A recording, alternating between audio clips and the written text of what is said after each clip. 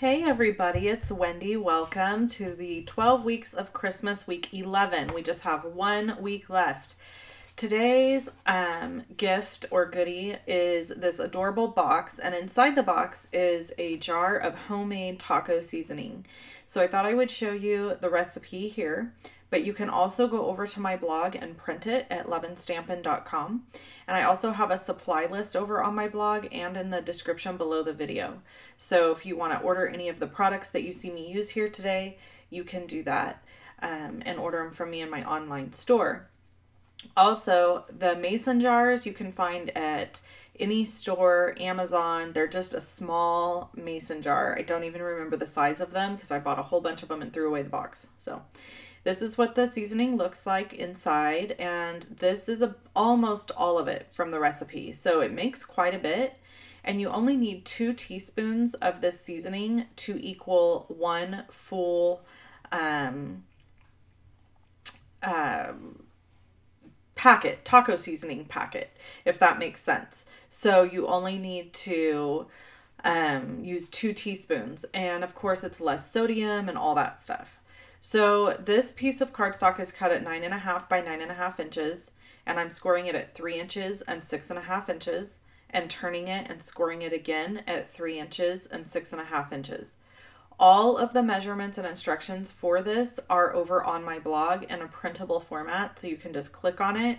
It's like a photo. You click on it, it'll bring it up, and then you can click print, and it will print from your computer, or if you are like me and you print from your phone, I can do that too.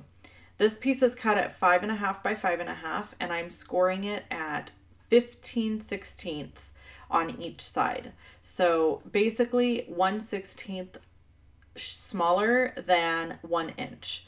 And that is why I'm using my Stampin' Trimmer to do this, because my Simply Scored cannot score at a 1/16 of an inch. So the reason it's being scored at that weird measurement is because the lid obviously needs to be just a teensy bit bigger than the box in order for it to fit. So I'm now just going to burnish the edges of my cardstock here, and then we're going to do some trimming in order to get this ready to put together. So you're just going to trim in on 2 sides of the cardstock to that center score line. So you obviously don't want to cut off these are going to be your tabs for the box.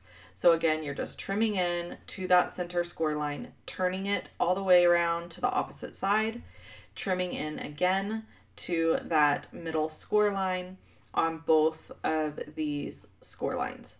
So that creates the tabs for your box. And pretty much anytime you're doing a box, this is a very standard.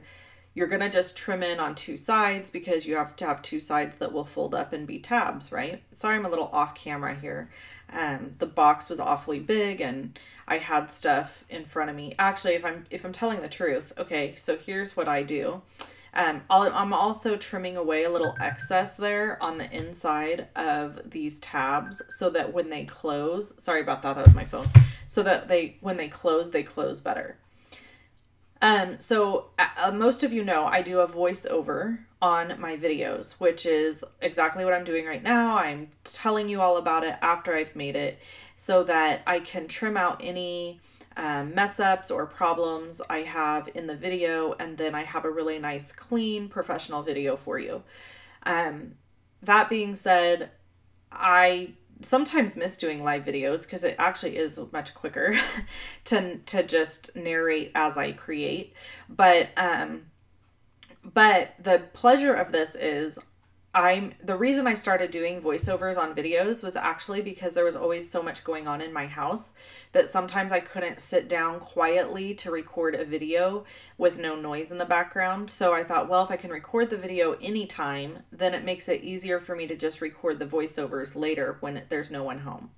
So that's where it all started. However, I found convenience in it because while I'm making this for you on the video, I'm watching the very last episode, the season, mid-season finale of The Walking Dead. So I'm watching it on my iPad right in front of me while I'm putting together this project for you.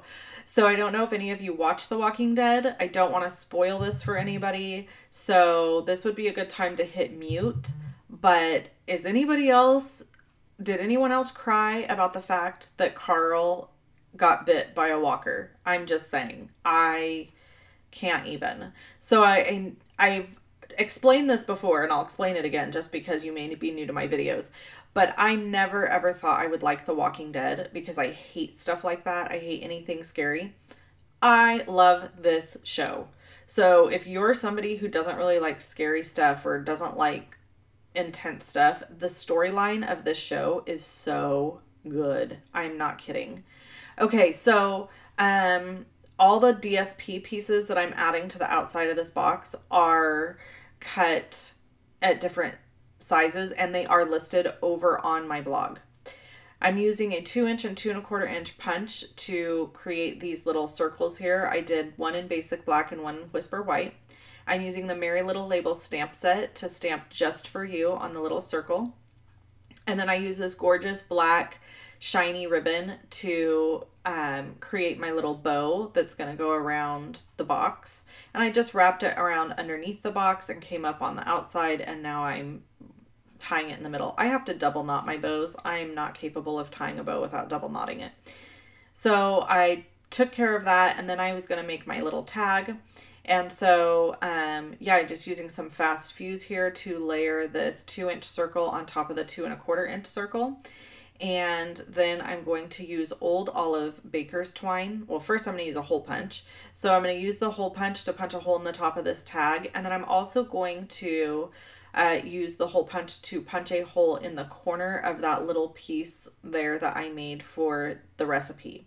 So they'll be able to take this off and keep the recipe so that they can keep refilling their jar. I thought that was such a cute gift and such a great way to kind of have somebody remember you all year long, is that, oh yeah, you know, this is an awesome recipe.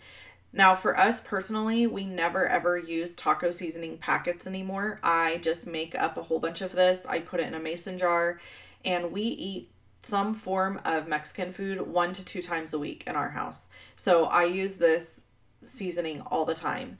I run out of it often, and I have to remake a whole bunch of it. The thing I like about it is I know it's always fresh. It has way less sodium. It's homemade, so I can use organic spices if I want to. I don't, just FYI, because I just haven't. But you can add or take away certain spices that you may not care for. So this is it. And that's the finished product. I really love how it turned out. I think it's a super sweet gift, and I think anybody will be happy to have it. And it's so easy and inexpensive to make. You can click on either one of these videos to check them out. You can also click on the little circle with my face to subscribe to my channel. I hope you have an amazing weekend, and I will see you back here on Monday for another Color Me Monday video. Talk to you soon. Hope you have a good day. Bye-bye.